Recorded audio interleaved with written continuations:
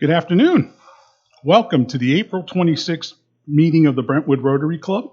For those of you visiting today, my name is Michael King, and I am the president of this club. And as you can tell, my smile keeps getting bigger and bigger because my turn keeps getting smaller and smaller. So, absolutely. Today's invocation will be given by Bert Bradford, followed by Rodney Lund with the pledge and four-way test. Before I call Bert up, for those of you that knew him, and in case you haven't heard, Lance Gish, who was a member of this club a few years ago, was past president in 83, 84, passed away earlier, the end of last week. Services are either today or tomorrow, but tomorrow? Today at 2, okay. So keep his family in your prayers. John Stokes update, his procedure was a success. The biopsies came back negative. He now has a 6-week recovery program before he begins his new maintenance program. So good news on that front for John Stokes. Bert? And no, you do not get to include Nick Saban into your prayer. Well, I got the mic. Will you pray with me, please? Father God, we're so thankful for this beautiful day you've given us and all the wonderful activities surrounding Nashville and just the culture we're able to have here.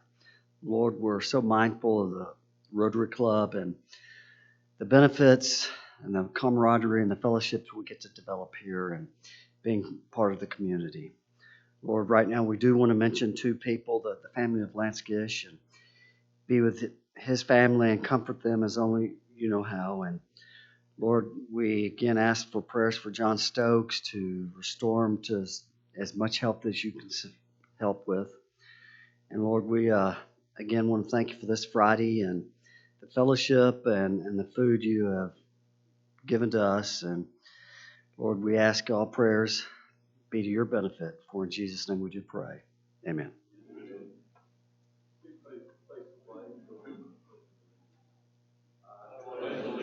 To the flag of the United States of America and to the republic for which it stands, one nation under God, indivisible, with liberty and justice for all.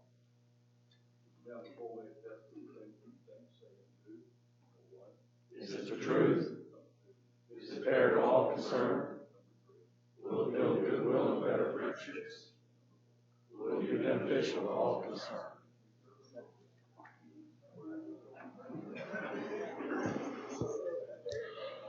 All right. Our Secretary, Keeley Hall, will introduce our guests and visiting Rotarians. Good morning, Rotary. How's everybody doing today? Wow. Take 2. Good morning, Brentwood Rotary. How's everybody doing today? You people stink. All right. Charles Grumman has our first guest to introduce today. Charles, how are you? I'm doing great. I can call that. I'm doing great. Thank you very much. I'm very pleased to have my friend Ted. Oh, here we go. Have my friend Ted here who's visiting. He's somebody that I met in a business capacity, and as we were talking, somehow cars came up, and I started talking about my silly electric car, which is not very hard to get me to do. And Ted has a lot of interest. He's actually an environmental engineer. So he knows way more about this than I do. I've been getting an education over here, but I'm sure glad you're here. Tell us something about you, Ted. Hey, good afternoon, everybody. How are you all doing? Good. Hey, They're kind of mediocre, actually. It's because you said good morning rather than good afternoon. Oh, good afternoon. Yeah. So, hey, I'm a small business owner living here in Brentwood. I help companies with managed IT services. So, glad to be here. This is my second time here. See a lot of familiar faces. Good to be here. Thank you. Charles, thank you for having me. All right, around the table to Jack Nassari for our next introduction. Thank you. My guest today is Greg Everett. Greg is a corporate attorney with Bassbury Sims and a member of the Tennessee National Guard Protective. Greg? Very happy to be here. It's great to be involved or to come and be with a group like this. I know that I just finished a book called Bowling Alone. The greatest generation used to do this all the time, and since then the baby boomers are out. Now my generation do not get together as often, so I saw this as an avenue to get together, be able to just have community with a group of folks. Thank you. Welcome. And I will briefly acknowledge David Ott from the BrentwoodRotary, but he will speak to you a little bit later. Back to you, President Michael. Thank you very much. All right, on to the announcements. David Ott from the Franklin Moon Club is going to come and have an announcement for us. I appreciate it. Transition. That's right. I feel so formal coming up here. It's good to see some old friends, though.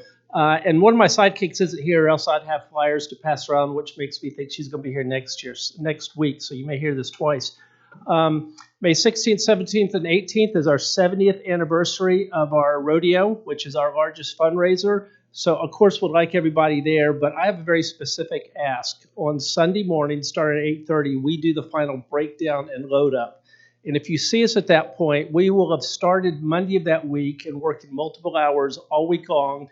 And come Sunday morning, we're the Walking Dead. So I'm trying to find 10 people that can show up and do light work for about 4 or 5 hours starting on Sunday morning at 8:30. So Charles or Jennifer or Keely, if you want to head up the committee, don't feel like all 10 have to come from your club, but we would certainly appreciate your help. Come out and enjoy the rodeo, but if you can help us on Sunday morning, we'd certainly appreciate it. So thanks.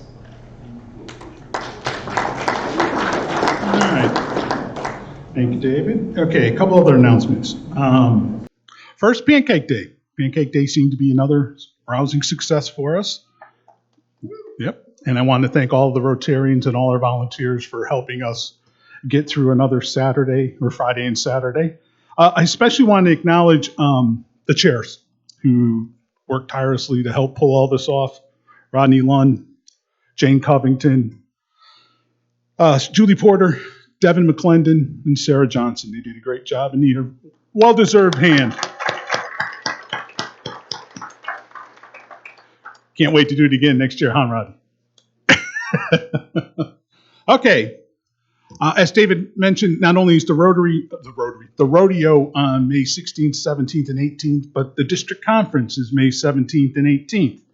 As you know, we have, in lieu of our regular club meeting on the district conference, we always request everybody to show up for the luncheon on the 17th. So we will not meet here on the 17th. We will meet, have our regular meeting as the luncheon for the district conference. We encourage everyone to come. The club pays for your lunch that day. If you do not come, you will be marked absent for the day. So that is our regular club meeting. So it's not like you get a makeup if you show up. You actually get dinged if you don't. You don't have to come if you don't want to, but we would appreciate if everybody came. So I will talk with Jack. He will have a sign up probably the beginning of next week. So you can go online and sign up so that we have a head count and we can tell everybody how many folks we got coming. So keep in mind, May 17th, which is 3 weeks away, we won't be here. We will be at the district conference. All right. Keeley Hall, let's do some happy bucks. All right. Michael did not do the countdown this morning. What do you have, like 8 meetings left? 8 meetings. Which means I have roughly 99 meetings left until I'm in this spot. So you people have 99 problems, and I am one. I've got $1 today, really just to make a quick announcement. If you live in the city of Brentwood and you've not early voted, you really need to participate in your city elections. It's probably never been more important, as we have at least one, we have one retiring Rotarian, so it's a dual announcement. 1, go vote. You can do it across the street at the library when you leave. And 2, Betsy, thank you for your service and for setting the standard. Who else do we have that's happy today? Curry. Curry got a phone call last night from an NFL team. Tell us about it, Curry. They wanted me to be a mascot.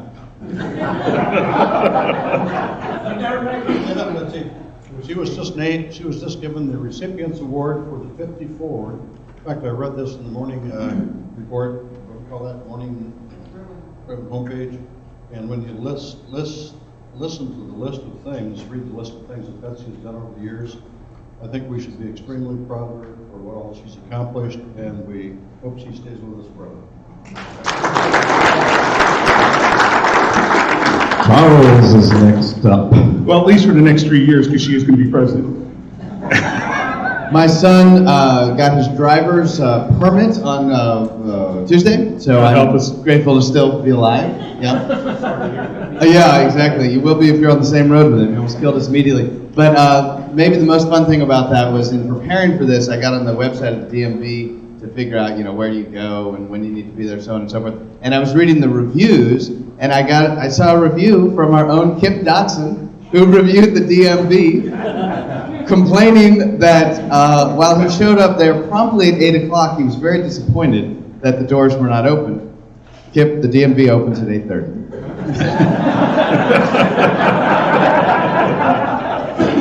Did you want to just Apple Pay? Just wave it in front of it. Okay, good deal. All right, who's next? So Charles says you get to drive a new car? Oh, yeah. Really? That's the only car I got. That's the car I drive, yeah. Hey, Mike, We have no no smoking in the car, right? Yeah, exactly. Nobody else is happy? This is why y'all were so reluctant to reply to my greeting. All right, nobody else is happy. All right. Thank you, Keely.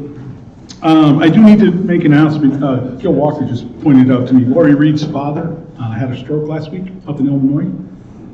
So if you will also keep Lori Reed's dad in your prayers, we appreciate it. Charles, you going to introduce this guy that nobody here knows? Yes. Okay. I didn't quite get done making my contribution here. All right. Didn't bring the readers. This is going to be trouble. Here we go. All right. The man who needs no introduction, sorry, is here. I should have made up something really good, but Jack was good enough to give me an introduction, so I'm going to read what he gave me, and I appreciate it. Jack has been a member of the Rotary Club of Brentwood since 1996 and is a former Bob Billington Award recipient, former as in like a few months ago. Not that former. I think you're our current Bob Billington Award. Was it one back? I'm sorry. Seems like, I think we all remember where we were the day we heard, and it feels like it was just yesterday. Jack has a BS in engineering from Clemson. He has a PE and an MBA. He spent over 20 years in the corporate world in manufacturing, mining, engineering, quality, and sales in union and non-union industrial environments, and served as the president of the North American subsidiary of a global company. In 1995, he founded an internet business. Now, running our website, does not count as an internet business. You know that, right, you guys? Is that right? Yeah. Internet business that he ran for 23 years until selling it in 2017. He's always been a car guy. He became interested in alternative fuel vehicles, purchasing a hybrid in 2015, then a plug-in hybrid, and finally an all-electric car, which we all admire when we come in on Fridays. He's received many questions about the experience and thought it might be helpful to share some thoughts with the club. And it will be. Thank you, Jack. Come on up. Jack, the man in black.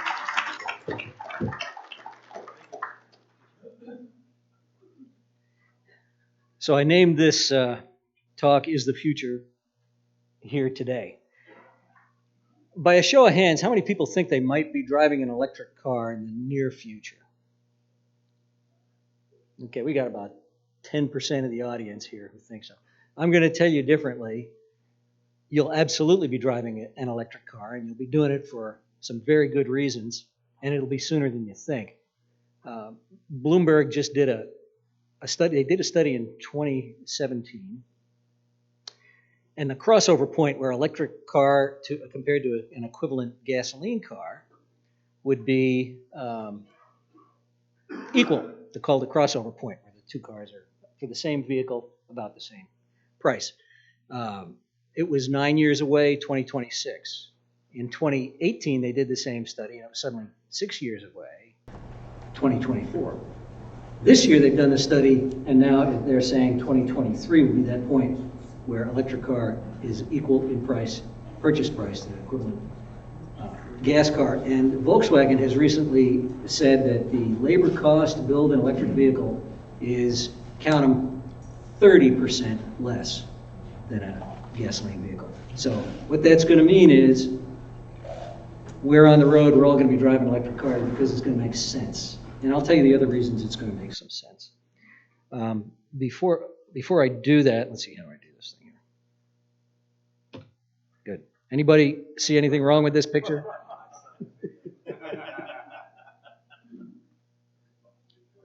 Some jerk sent her on a fool's errand. That's all I can say. She's trying to put gas in a Tesla. That's it. That'll do it. So, first of all, a little history. This guy is credited with the first electric vehicle in the 1830s. They don't know the exact year. That was when Old Hickory was president. Okay, the guy on the $20 bill. And that was not a rechargeable car. In 1859, Gustav Plant invented the lead-acid battery, which was rechargeable. Lincoln was a prairie lawyer at that time, and I think Charles Darwin introduced the origin of species that year. First production electric car was in the UK in 1884, and the first production electric car in the US was in 1891, and that was a guy in Omaha, William Morrison. So by 1903, 80% of the vehicles were either in the U.S. that were registered, the 34,000 registered, were either electric or steam. So what happened? Well, several things combined to happen. Cheap oil was discovered in Texas. Roads became more prevalent. There were a lot of roads. So electric cars didn't have the distance of a gas car. And the big one that happened was Henry Ford came up with the Model T. The equivalent cost between a Model T and the nearest electric car was substantial. The Model T in today's dollars is $17,000 you could buy one. And in today's dollars, the nearest cost electric car was probably about $47,000 in that range. But people weren't buying Henry's Model Ts until 1913. They really took off because Charles Kettering invented the electric start. And now you didn't have to crank them and anybody could run a gas car. And that was the state of affairs for 100 years. Now in the 1990s, we had a little spit of activity when the California Air Resources Board came up with a zero-emission vehicle mandate. Everybody got in the game. All the car manufacturers built a couple of cars. By the end of the decade, the lobbyists had managed to destroy that law and make it not so much of a mandate anymore, and electric cars went away again. About 3,000, 3,500, I think, were made in the entire decade by all manufacturers put together. But in 2008, Tesla shocked the world with the introduction of the Roadster. This was the first car that used a lithium-ion battery. Toyota had the Prius out, but it wasn't using lithium-ion at the time. And it was a hybrid, gas and electric.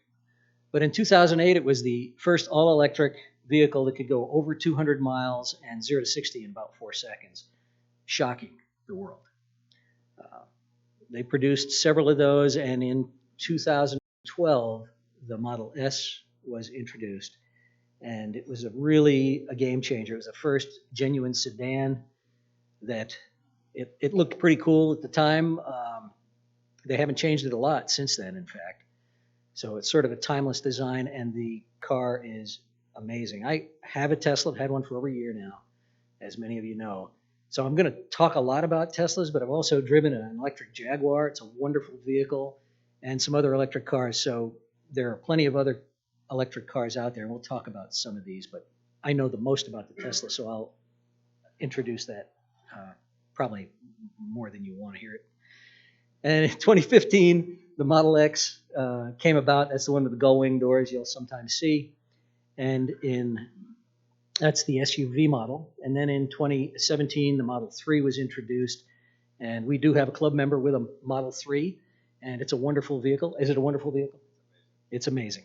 The one thing about driving an electric car that is a little bit like getting a smartphone, you'll never go back to a flip phone.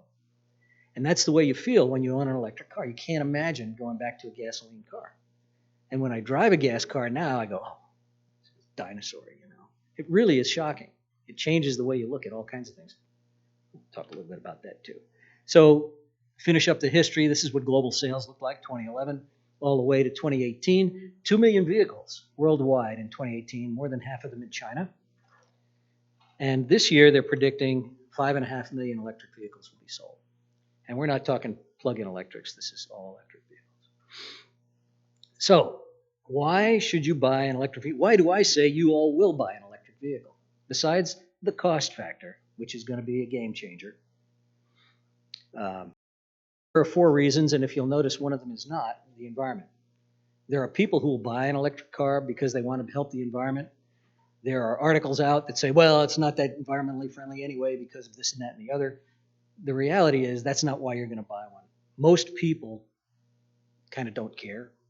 I hate to say that, but they worry more about the dollars than they do the environment. But there are 4 very good reasons why you'll buy an electric car. In addition to the cost thing we talked about, let's look at operating costs. Now, what this is the cost of 1,000 miles. That's the cost of driving 1,000 miles over here at different gas prices. And this is miles per gallon. So if you have a car that gets in the 25, 30 miles per gallon and gas prices are $3, you're going to have $120, $130 to go 1,000 miles. MTEMC charges me $20 to go 1,000 miles. I mean, it's a significant difference. It doesn't matter what the gas costs. And maintenance is shocking. I have to put tires on it. And I do have to keep washer fluid in it. And I think that's about it. New York City has said that they have an electric fleet and a gas fleet of cars. They have a lot of them. They've said they've done their analysis, and the electric fleet costs $300 a year compared to the average cost of the gas vehicles at $1,700 a year. So you've got low cost of operation, it'll soon be low initial cost. And convenience. Let's talk about convenience just a second. Every morning, I go home at night. I've got a little charger in my garage. I think it costs $500 and $500 to install it. I plug the car in at night. I wake up in the morning with a full tank of gas. That's the basic truth of it. Every day you wake up, you don't ever stop at a gas station. You don't get cold. You don't get wet. You don't drip gas on your shoe. None of that. It's really nice to wake up with a full tank, and you get up in the morning and you go wherever you want to go. The average American drives 47 miles a day, I think it is. 37 miles a day, just under 40 miles a day. So you got 200 miles. Every electric car these days has over 200 miles of range. All the new ones coming out.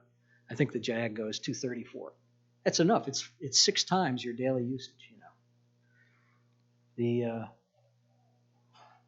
The updates come over. Now, this is something that probably isn't just electric cars, but I'll throw in there that updates come in over the air. I never have to go to a dealership to get the car adjusted, if you will.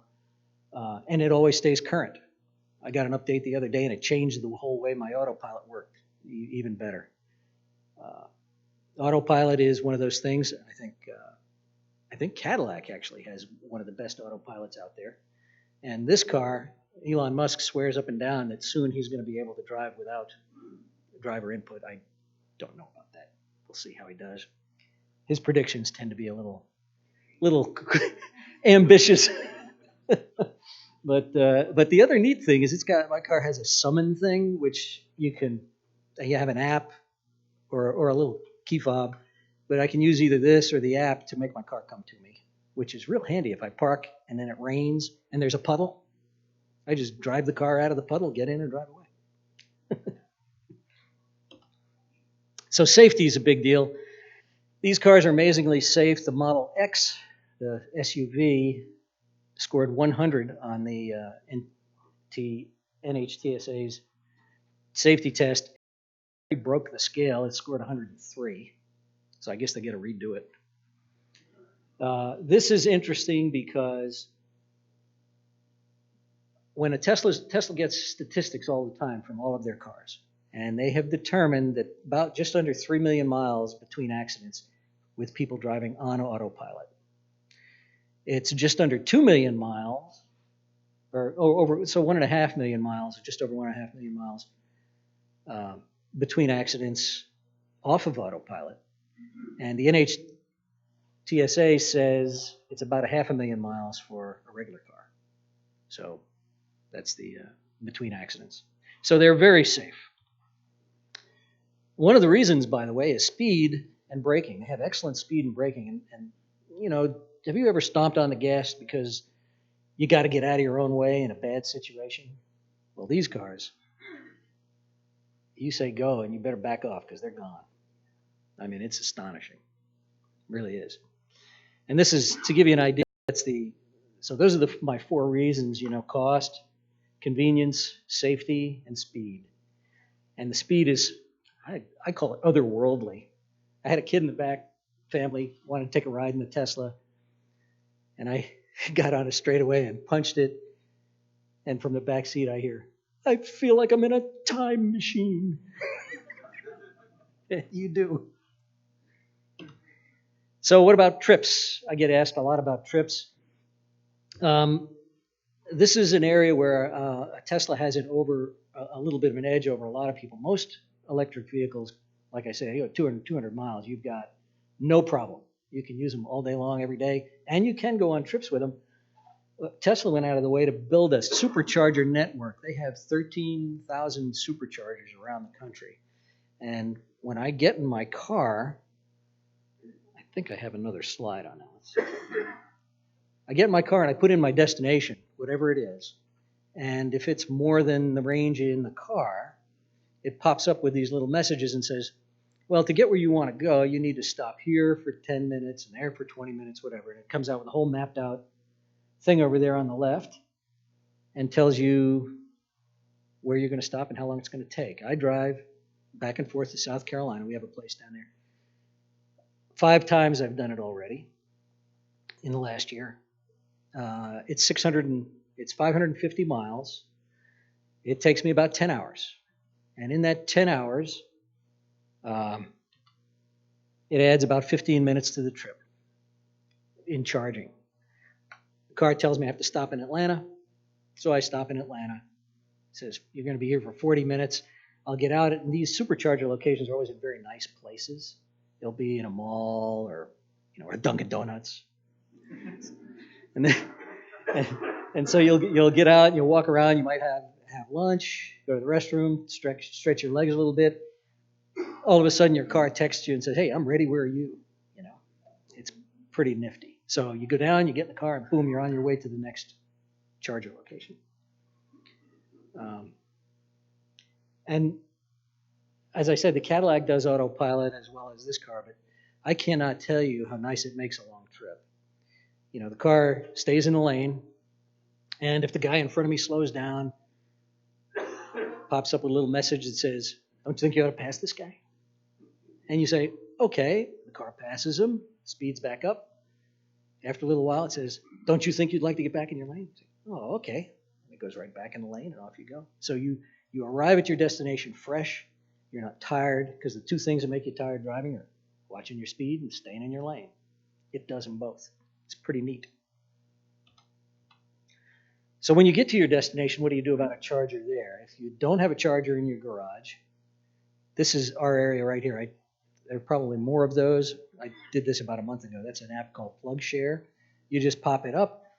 It tells you all of the chargers in your local area. It might be at a grocery store. It might be anywhere. And you can pull up to any of those chargers and plug in and get yourself a little juice. The green ones are probably going to give you about 20 miles per hour of charging. The orange ones can be as much as 130 miles per hour of charge. So if you have any other electric car besides a Tesla, you do not need a supercharger. 130 miles per hour of charge is pretty good. So what are your options? Believe it or not, there are 50. Today, you can buy 50 different electric cars. These are some examples. You got the Tesla Model S and X. There's some prices and range. The Jag, the BMW. There's the Tesla Model 3, the Chevy Bolt, Hyundai Kona, Nissan Leaf, and, whatever, 45 others.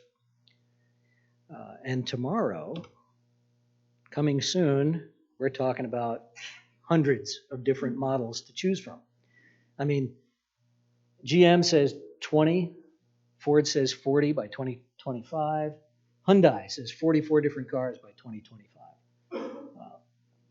There are pickup trucks. You can see Rivian, which Ford just invested $500 million in Rivian. There's Tesla's going to have a pickup. Smart has introduced a pickup, and so has Isuzu, and there are others as well. So those of you who really like pickups, your prayers will be soon answered. So what are the barriers? We talked about initial cost. We talked about variety. There's going to be tons very, very soon. Battery life and recyclability. I get this question a lot. These batteries in the Tesla are for 8 years, but no Tesla is 8 years old yet. However, some of them that are 7 years old have as much as 400,000 miles on the battery. So they have lost at that point about 10% range. So my car goes 335 miles right now. Maybe it's down to 300 after 8 years. I'll give you an idea of what happens to that battery. But it's just as quick and just as spry as it ever was. It doesn't lose any power, just a little range. Jeff, is it recommended that you replace the battery anytime? It's not. They're not talking about battery replacement, although they have now. Tesla has introduced a battery, sort of a refresh thing where they can replace, like in the Model 3, they talk about they'll be able to replace certain percentage of cells. So they do an analysis of your battery and say, oh, you need X number of new cells, and for $6,000, we'll do that for you. So, and then you're good, just like a brand new car again. The other big thing is range anxiety, and I can tell you won't have range anxiety, but you won't believe me, because I'm a skeptic, and I didn't believe it either. I read all about it, and everybody says, that's just non-issue. It's a non-issue. You wake up full tank every morning. It's not something you can believe till you've experienced it. But people that own these cars, after somewhere between a week and a month, they realize that they have not thought about range. And they go, oh, well, that wasn't the issue I thought it was going to be. And it really isn't. It really isn't. You just don't even think about it. I took my car one day all the way to the Caney Fork and went fishing with a bunch of guys. We turned around, came all the way back, and getting right near my house. I wonder how my battery's doing. I still had, I had 90 miles left, something like that. But I was pretty surprised. I didn't even think about it until then. But the car thinks about it. And if you have to get somewhere, when you put your destination in, and the car realizes that you're not going to make it, it might say, to reach your destination, please go 70 miles an hour. Limit your maximum speed to 70 miles an hour, or whatever it might say. And it does that because at the high speeds, highway speeds, you gain about 25 miles of range for every 5 miles an hour you reduce your speed. So the car knows this, and it's figured it out, and it knows how you're going to get to your destination. If you're having a problem, it'll tell you. It'll warn you. We talked about every one of these, except for education and habit and mindset, and everybody in this room has figured out how to use a computer over the course of your life. And you've also figured out how to use a smartphone. An electric car is not as complicated as either one of those things, so y'all are good to go. Not going to be a problem. Okay, what did I miss?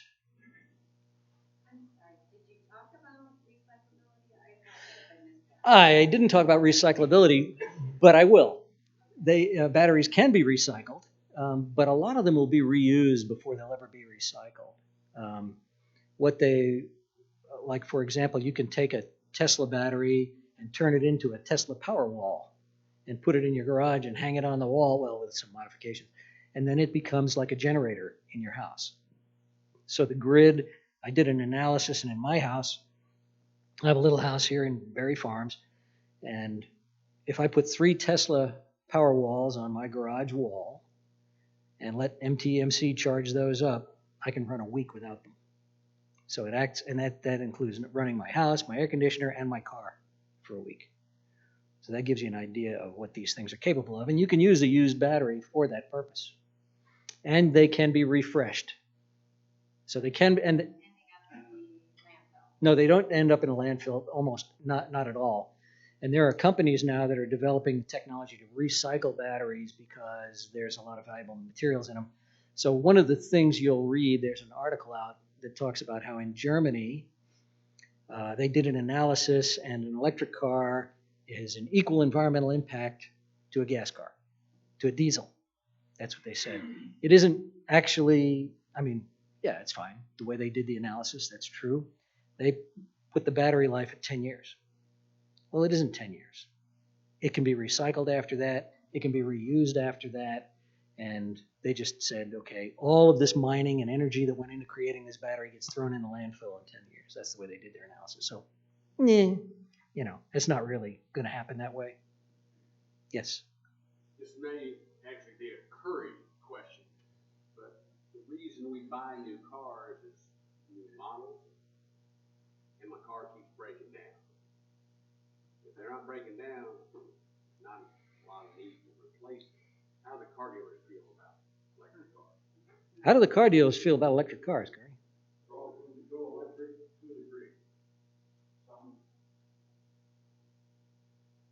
who knows? Yeah. I mean, it is a thing. There's no question, though, that things do break, you know? Your windshield wipers might quit working. Your door handles might quit working. You know, the trunk might not pop open. The software might screw up. Who knows what's going to happen? But car dealers are still going to have things to do. Yes? So as you're traveling and car sales are using beef up again, are we going to find that there's going to be greater use for those stations and you're not going to be able to find a place to hook in? It also knows how many, it'll tell you that it needs you to charge up at this next station, and it says there are 8 available chargers, 3 are open, or whatever. So it tells you that ahead of time, and you can say, oh, only 3 are open here, 5 are open there, I just might go there instead. Can I say something to that? So I go around town and I see with the YMCA and by the Chinese restaurant, there's these chargers. There's never anybody in them, right? And I used to say, oh, I guess people are driving electric cars. But now that I have one, I realize, I don't know why they put those. If you're in town, you're going to charge at home. I'm never going to stop outside my house.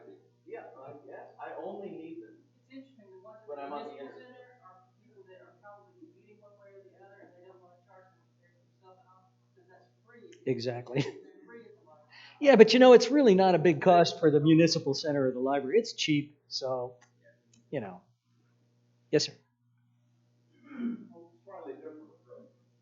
We haven't attempted, to my knowledge, in this country to build a hydroelectric plant since the snail darter debacle a few years ago. We don't build nuclear power plants. We pretty well wiped out coal as a fuel source for electrical production. So what's next?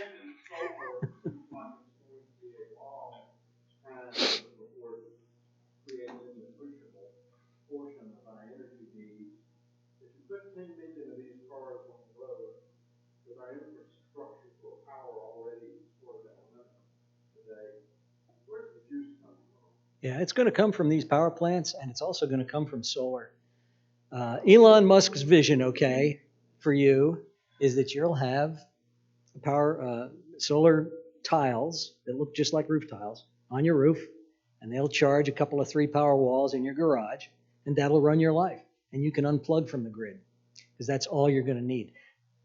Whether that comes to fruition in the next 5 or 50 years, I don't know, but it's definitely coming. Without question, it's coming. So that's a real thing. That's a real thing. And you'd have to talk to the power companies and ask them how they're going to supply all this power, because they do know it's coming. And Power companies have excess. I was on with NES a couple weeks ago about that thing we had and the power usage is going down. Yeah, TVA said their power usage is down. Yeah, they have a bunch of excess capacity they don't know what to do with, because we've all switched to these special lights, and we make better use of our energy. So well, power generation. and then another thing too, in addition to that, is that when you start using less and less power. And the power companies, if a power company reaches its threshold, they'll do what's called demand power usage. So what will happen is they tell me, well, if you'll use power at night, we'll sell it to you for 8 cents. If you use it during the day, it's 12 cents a kilowatt. So I say, okay, great. I just program my car not to charge until after 8 p.m. or 10 p.m. You just program it right in. You come in, you plug it in, you go in the house, you have your Manhattan, you go to bed. Meanwhile, at 10 p.m., the car wakes up and charges. Are you required to have a Manhattan? Can you have something else? You can have something. What year is your Tesla? Mine is a 2017, but they don't have really year models. Is it an S? It's an S.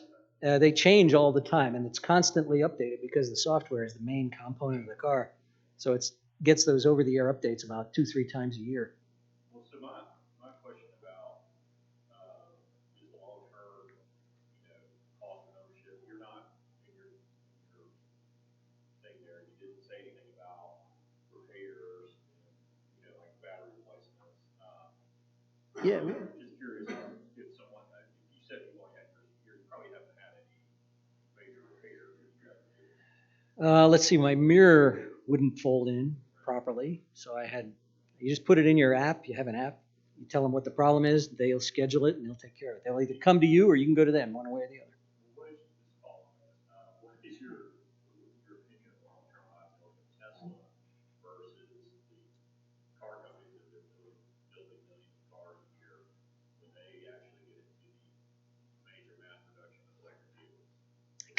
Kind of doesn't matter really, because if Tesla manages to destroy itself, which would be, I guess, possible, they keep working at it.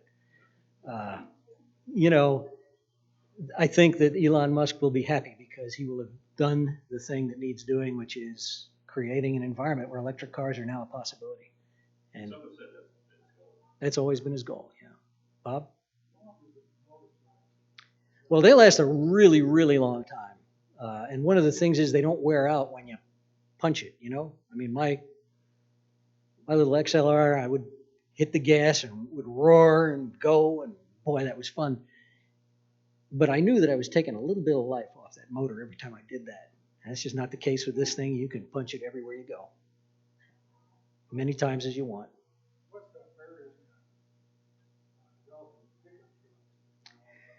They just haven't gotten around to it. Tesla's, their next project. They are working on the pickup right now. And, and other people are. I mean, Rivian, the company started with a pickup, and that was their first project. So that's why Ford put some money in that company. Yes, sir. Got a Nissan electric car. Changed tires on that thing 4 times in 2 years. Somebody's having an awful lot of fun. They just go around, and the weight of that car wore the tires out on one side. So they rotated the tires so they wouldn't, the weight of the car would go to the other side. Yeah. But the tires just kept wearing out, and we had to change the batteries once. Really? And that was not cheap. That was a Leaf. Yes. Yeah, Nissan Leaf. Yeah. Don't know about that. My car, I checked the tires, and I've got 26,000 miles on it, and I don't drive it gently. And no, I don't do that. But it's a heavy car. There's no question. It's a heavy car, yeah. Yes, sir. So all the fun in the time machine, how does your insurance company like this? Yeah, they get their piece. Yeah, it's expensive, but it's not. I think it costs me, I think I figured out, $23 a year more than the sports car I owned before. The big hit I took was when I went from a normal car to the sports car. But it's expensive because it's an expensive car. Because it's an expensive car. If you have an expensive car, you're going to be expensive. Exactly. It's not expensive because it's electric. Right. Yes, sir. So, the biggest problem with Tesla is it's never made any money, right? They have in 2 quarters they made money. This one they didn't. They technically haven't at all. And so, if you compare this to solar, right?